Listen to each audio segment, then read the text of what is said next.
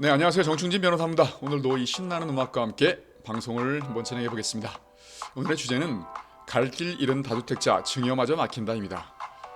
요즘에 이제 정부가 다주택자들이 매물을 많이 출회하도록 이것저것 대책을 많이 강구를 했는데 다주택자들이 양도를 하는 대신에 증여를 선택을 하는 바람에 시장에 지금 매물 잠김이 심화되고 있는 상황이거든요.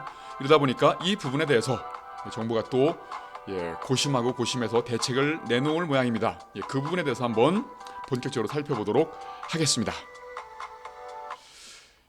오늘자 신문기사인데요. 부동산 증여 칼 빼든 국세청 결국 증여세도 올리나 이런 헤드라인을 달고 이데일리 신문기사가 나와 있습니다. 그래서 국세청은 28일 2021년도 전국 세무관서장회의를 열고 올해 국세행정 운영 방안을 확정, 주택 증여 검증 계획을 발표했다.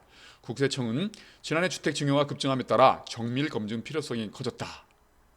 라면서 조만간 증여주택 검증 대책을 자세히 발표할 것이다.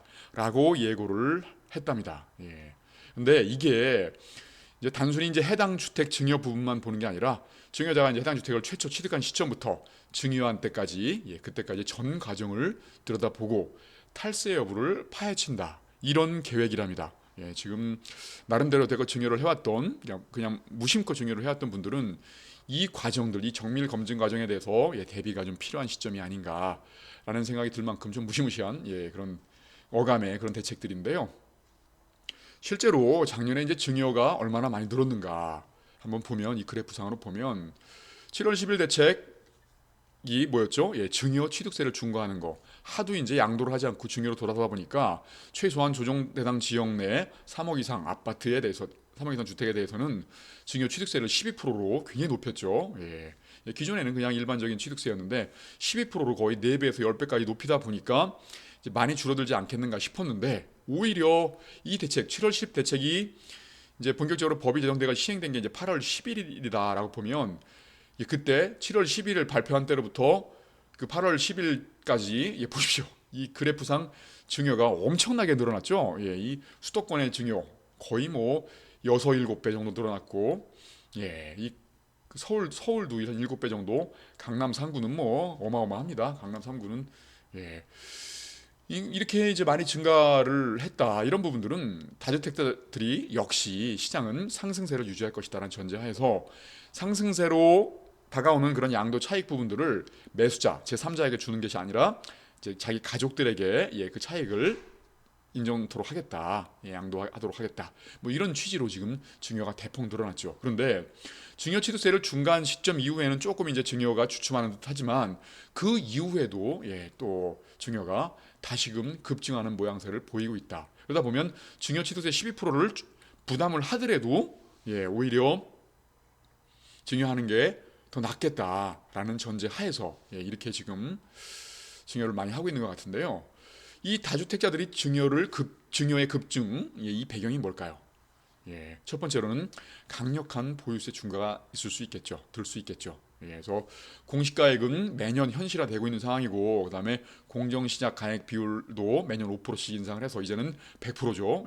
그렇게 됐고, 그다음에 종부세 세율이 또 엄청나게 이제 강화가 됐죠. 올해부터는 종부세 최고세율이 6%, 엄청나죠. 이렇게 강화가 되다 보니까 이제 결국 보유하는 부담들이 굉장히 커졌단 말입니다. 이러다 보니까 이제 팔아야겠다, 아니면 팔아야겠다고 생각을 할 수 있겠는데 이런 상황에서 이제 양도세 중과, 강력한 또 양도세 중과가 좀 이루어지고 있지 않습니까? 이러다 보니까 이러지도 못하고 저러지도 못하고 보유하지도 못하고 팔지도 못하고 하다 보니까 증여로 선회를 하는, 물론 이 증여 급증의 배경에는 시장이 앞으로 많이 상승할 것이다 라는 그런 전망들이 깔려 있겠죠. 시장이 지금 하락할 것이다 라는 느낌이 든다고 한다면 양도를 하는 방향 쪽으로 흘러가겠지만 그렇지 않고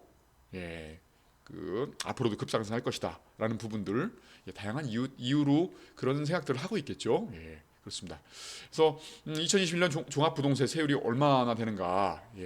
2주택자 이하는 0.5에서 0.6에서 3%까지, 3주택자 이상은 1.2에서 6%까지 종합부동산세가 굉장히 높아지고 있죠. 그 다음에 법인 같은 경우에는 뭐 또 6% 단일세, 세액공제도 없고, 그래서 종부세가 올해 굉장히 많이 중과가 된다. 그래서 작년도 그 종부세 고지서를 받아보고 나서 많이 놀랐을 텐데 올해는 더욱더 놀랄 것이다. 이런 예측이 가능하고요. 그리고 또 이제 종부세를 중과를 해가지고 양도를 하려고 하는데 양도세도 굉장히 많이 중과가 되죠. 2021년 6월 1일까지 시행을 유예해놓긴 했습니다만은 단기 양도 차익은 1년 미만 양도세 40%에서 70%로 거의 2배 가까이 올려놨고 2년 미만은 기본세율에서 60%로 역시 굉장히 중과를 시켜놨죠. 게다가 다주택자 같은 경우에는 이 조정대상 지역 내에서 팔 때 다주택자 같은 경우에는 기본세율에다가 10%포인트 2주택자, 그다음에 3주택자는 20%포인트가 중과가 되는데 이제는 10%씩 더 올려가지고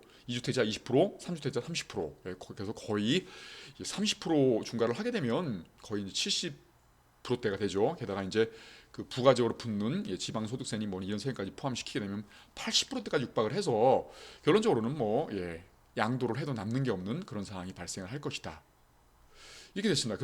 이렇게 되다 보니까 실제로 이제 한국부동산원 거래인원별 아파트 거래 현황에 따르면 서울의 경우 아파트 증여 건수는 작년에 비해서 2배가 증가를 했고 전국적으로 봐도 작년에 비해서 42.7%가 증가했다. 이렇습니다. 그러니까 증여 취득세를 증가시킨 7.10 대책 이후에도 증여가 급증한다. 이런 부분들로 보면 다주택자들의 포지션, 다주택자들의 스탠스가 어떤지. 그래서 이제 정부는 6월 1일까지 유예를 해놨으니까 양도세 유예를 해놨으니까 3, 4월 때쯤에 많이 나올 것이다라고 생각을 했지만 이미 증여로 다 돌아섰다. 그러다 보면 3, 4월 달에 나올 수 있는 매물들은 한정돼 있겠다. 이런 식으로 미리 추정도 해볼 수 있겠습니다. 결국은 정부의 예상이 빗나갔고 정부의 대책이 실패한 꼴이 되겠죠. 그래서 이제 앞으로 두 가지 방법을 통해 가지고 증여에 대해서 강화를 하겠다, 대책을 강화하겠다고 하는 건데 첫 번째로는 국세청 자체 내에서 증여 과정을 정밀 검증하겠다. 이렇게 되면은 증여를 하고자 하는 그런 수요들이 좀 위축되겠죠. 그리고 그 여당 차원에서는 증여세를 인상하는 논의를 계속 진행하겠다. 이런 부분들입니다. 그래서 전국 이제 그 세무관소장 회의에서 나온 결의안 비슷한 건데, 여기서 증여주택의 경우에는 당초 취득부터 증여 그 이후까지 전체 과정을 정밀 분석하겠다. 이런 내용입니다. 그러니까 지금은 조금 이제 완화된 상태에서 증여세를 제대로 신고했는지 뭐 탄로된 부분 없는지 이 정도만 이제 검증을 하지만 그게 아니라 애초 취득한 때로부터 그 자금 출처 조사를 통해 가지고 정당하게 취득을 한 것인지 그때부터 혹시라도 증여가 있었던 건 아닌지 그렇게 되면 증여세를 추징하겠다. 뭐 이런 식으로 지금 철저하게 검증하겠다. 이런 식으로 보이고 있는데요. 증여 과정 정밀 검증을 한번 구체적으로 한번 추정을 좀 해보면 그쪽 전국 이제 그 관서장 회의에서 나온 것들은 아닙니다만은 한번 추정을 해본다고 한다면 증여자의 출처 자산에 대해서 자금 출처 조사를 할 것이다. 뭐 이런 부분이 예상이 가능하겠죠. 그렇죠? 그러니까 지금 증여를 받는 사람이 뭐 이런 지금 현재 상태에서의 그런 관계들만 추적을 하는 자금 출처를 조사하는 그런 부분들이지만 앞으로는 최초 증여자가 최초 자산을 형성할 때, 취득할 때, 그때에도 증여 행위가 있었는지, 그렇다면 증여세를 추징하겠다. 뭐 이런 식, 그때에도 불법적인 탄루적인 그 세금 포탈이 있었는지 부분들도 철저하게 검증을 하겠다. 이런 부분들인 거니까 좀 긴장이 되실 겁니다. 그리고 10년 내 재증여 과정도 조사할 수 있겠다. 이게 무슨 말씀이냐면 동인으로부터 10년 내에 이제 또 증여를 또 받게 되면 둘을 이제 합산해 가지고 증여세를 부과하도록 돼 있거든요. 그런데 이제 각각 따로따로 해가지고 증여세를 부과하게 되면 증여세가 이제 누진세다 보니까 세율이 좀 낮아지지 않습니까? 그렇게 되면 전체적인 세금이 낮아지는데 이렇게 10년 내 재증여 부분들을 종합적으로 면밀히 검토를 해가지고 합산할 수 있으면 합산을 해서 증여세를 중과하겠다. 아니면 증여세를 제대로 추징하겠다. 이런 내용이 있을 수 있겠죠. 그리고 이제 가장 중요하게 생각되는 부분들이 이 부분인데 많은 분들이 긴장하실 부분도 또 이 부분일 텐데 부담부 증여에 대해서 철저히 조사를 하겠다. 부담부 증여라는 게 뭘까요? 그러니까는 내가 이제 주택을 증여를 할 때 거기 이제 임차인이 있다 그러면 임차인의 보증금은 수증자, 그러니까 증여를 받는 사람이 떠안도록 해가지고 이렇게 되면 증여가 만약에 10억이다. 근데 전세 보증금이 8억이다라고 한다면 실제로는 8억을 공제한 상태에서 2억만 증여한 꼴이 되는 거니까 이런 식이라고 한다면 증여세가 굉장히 낮을 수 있겠죠. 그런데 만약에 이 부담부 증여를 할 때에 이제 그렇게 부담부 증여로 보증금은 수증자, 증여를 받는 사람이 떠안도록 해놓고 나중에 돼서는 그 보증금 반환을 증여를 해준 사람, 증여자가 보증을 돌려줬더라라고 한다면 그것도 증여에 포함을 시켜야겠죠. 이런 편법적인 탈법적인 증여가 많아지다 보니까 그런 부분들도 사후 관리를 통해 가지고 철저히 파헤치겠다 이런 내용이겠죠. 그리고 또 하나가 있는 게 대출 같은 부분들. 내가 이제 한 뭐 10억짜리인데 한 7억 정도의 대출이 있다. 그러면 대출을 이제 수증자에게 증여받는 사람에게 대출까지 인수시키면서 하게 되면은 증여 가액은 실제로 3억밖에 안 되지 않습니까? 그래서 증여세가 작을 텐데 실질적으로 그 대출금을 나중에 증여자가 증여를 준 사람이 대출을 대신 갚아준다 한다면 그 부분도 증여로 증여세를 환수하겠다 이런 내용들인 것이죠. 그러니까 철저한 증빙 자료들이 필요하겠고 함부로 그러니까는 경솔하게 이 정도는 모르겠지 싶어가지고 사후 관리를 하지 않게 되면 증여세를 굉장히 크게 추징을 당할 수 있다 이런 부분들이겠죠. 그리고 증여세 이율을 인상하겠다. 요즘에는 뭐 세금이 너무나 많이 인상이 돼가지고 그 심적인 부담이 굉장히 커지는 상황들인데 예전에 이제 김용희 그 장관이 한 방송에 출연해가지고 다주택자들이 주택 처분을 안 하고 증여를 한다는 지적이 있다 이렇게 지적을 하니까 부동산 시장 불로소득 환수 시스템이 필요하다. 그래서 관련 대책을 검토하겠다. 뭐 이런 식으로 이제 밝힌 적이 있거든요. 그리고 지금 현재 상태에서는 여당 내에서도 증여 관련 세금을 높여야 한다는 목소리가 나오고 있고 그래서 방법은 조정대상 지역 내 증여주택 추가 할증 과세를 도입하는 방안을 검토 중이다. 뭐 이렇습니다. 그러니까는 보유세 늘고 양도세 늘고 증여세까지도 이렇게 늘고, 그러니까 양도세가 높다 보니까 증여를 한다. 그러니까 증여세는 양도세보다 더 높이겠다. 이런 식의 생각들인 것 같은데 이게 참 어찌 보면은 참 납득이 쉽지 않은 그런 정책들이 지금 속출하고 있는 상황입니다. 어찌 보면은 이런 표현을 써도 되겠는지 모르겠습니다만 굉장히 어리석은 그런 정책인데 어떻게 보면 세금이 굉장히 민감하지 않습니까? 이렇게 되면 국민들이 조세 저항을 느낄 수 있게 되고 지금까지 참았지만 이 정도까지는 너무 심하지 않겠는가? 양도세가 높다고 증여세를 높이는 방향 이런 식으로 대책을 강구한다는 부분들에 대해서는 분명히 분노의 목소리가 많이 나올 것 같다. 이런데도 불구하고 이걸 강행하겠다. 충분히 강행할 만하겠죠. 왜냐하면 집값을 잡아야 되는 게 지금 절체절명의 위기 속에서 그 나름대로 굉장히 궁극적인 목표가 돼버렸으니까요. 그런 상황에서 이제는 뭐 그 서울시장 뭐 선거부터 해가지고 대선까지 앞두고 있다 보니까 마지막 대책으로서 써야겠죠. 그런데 여당이 지금 다수당을 차지하고 있다 보니까 이런 식의 법안들도 통과가 가능하다는 얘기입니다. 그런 자신감 때문이겠죠. 그래서 결론적으로는 증여 과정 정밀 검증에 대비해가지고 증빙 자료를 꼼꼼히 갖춰 두셔야만 불이익이 없겠다. 혹은 뭐 세금을 추징당하거나 혹 뭐 정말 최악의 경우에는 조세 포탈 같은 부분으로 형사적인 책임까지 질 수 있으니까 이런 부분들은 철저하게 대비를 하실 필요가 있겠다. 그리고요. 그리고 또 하나 이제 방법이 증여세율 인상이었는데 증여세율 인상은 제가 볼 때는 쉽지 않아 보인다. 왜냐하면 그 명분 자체가 바람직하지가 않죠. 부동산 잡기 위해서 양도세보다 높여야겠다 증여세율을 이런 부분이라고 한다면 지금도 가뜩이나 양도세가 높은데 거기다가 더 높은 증여세를 부과하겠다. 그런 식으로 해서 부동산을 잡겠다. 증여를 막아서 매물을 추리하도록 하겠다. 이런 대책은 지나치게 단순하고 깊이가 없는 그런 부작용들을 고려하지 않은 그런 거기 때문에 명분조차도 없기 때문에 국민들이 굉장히 반감을 가질 가능성이 크다. 지금 뭐 몇몇 변호사들이 나서가지고 높아진 종부세에 대해서 지금 헌법소원을 진행하고 있거든요. 게다가 이제 취득세도 13.4%까지 부과되는 이 취득세에 대해서도 지금 그 위원 심판이니 뭐 헌법소원이니 이런 움직임들이 있고요.